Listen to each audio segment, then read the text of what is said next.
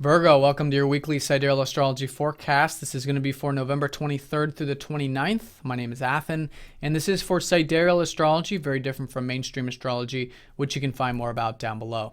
All right, Virgo, so a very important week, as it has been in this later part of November. We've got a full moon here in your ninth house. We've got Saturn squaring up to Neptune exact midweek, and both Mercury and the Sun going over Saturn, emphasizing this. So you can see a lot of this energy involving Saturn and Neptune this week. And so here it's been about uncertainty, about the future, maybe involving things around work, health, diet, routine, whatever you normally do on a daily basis, as well as the daily stuff, but also your communications, your mind, the social aspects of life, reading, writing, communicating has been, this new, very serious energy with Saturn going into Scorpio this year.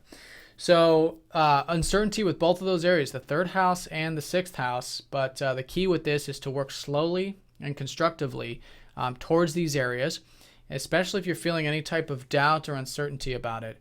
And likewise, have faith and trust in the process. Otherwise, it does become too dense. So it's important to balance these two areas, as it often is with these more, these squaring aspects, because the rougher aspects have a tendency to imbalance the natural tendencies of the planet.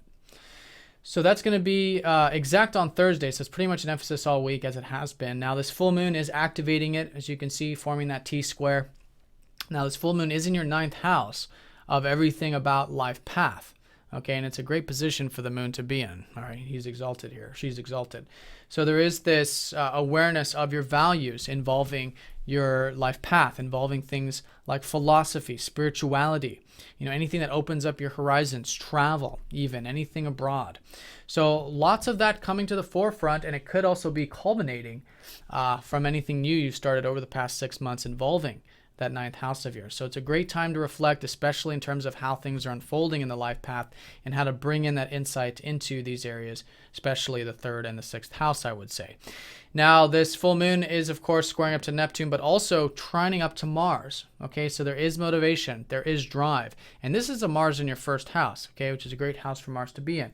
Not the best sign, but good house position. So you've got drive, you've got motivation, you've got ambition. Okay, it's there, and especially this week with Mars really supporting this. In fact, Mars is also sextiling up to Saturn this early part of the week. So it's a lot of that drive and motivation to implement into the correspondence, into the communication, into that daily stuff, which is that third house. Okay, so great support. Mars is almost like, just coming to save the day this week in terms of some supportive energy coming in. Now, Wednesday, we do have, while we have that full moon, we also do have Mercury going over Saturn. So this is your ruler midweek, discipline, patience, pragmatism, especially in the Saturnian sense. Okay, and even with your career, because Mercury does rule your 10th house. All right, being very patient with that stuff also. So that's going to be the name of the game. And if you're feeling any type of, again, uncertainty, confusion, it could be highlighted this middle part of the week. But, Saturn energy moving forward towards those goals, towards that future in a constructive way is really the emphasis with this. Okay. Now, over the weekend, Chiron does go station direct. So there is this shift and healing involving that routine, health, diet stuff. Whatever it might be in that sixth house, your work. And this is a final transit of Chiron. He's now going into Pisces for good. So there is this shift and final healing, as there has been over many years, involving the daily routine or work stuff. Okay, so rejuvenation going into next week with that.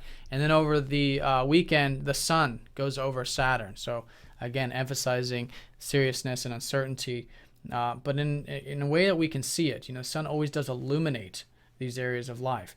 Now, one thing about the Sun is that the Sun is shifting into Scorpio this week, so it is for all of us about getting deeper, but I think naturally you'll just focus more on the exchanges, communication, the synergy of life, which is always needing to be meaningful for you, which has been which is the fact that you guys all have Scorpio as your third house. in these general readings. So that's going to be a big shift, but over the weekend, take it slow, take it easy. And, I think you're naturally already geared towards a lot of these correspondence / communication stuff. So it's just more fire there, more passion. But, with Saturn, it can feel like it is more serious in nature, but that's a good thing. You can make those creative things long lasting. You can build them. You can make them into something long term. All right, so that's the general energies of the week, Virgo. If you guys have any questions, please let me know. Hope you have a good one, and I'll talk to you all next time. Take care.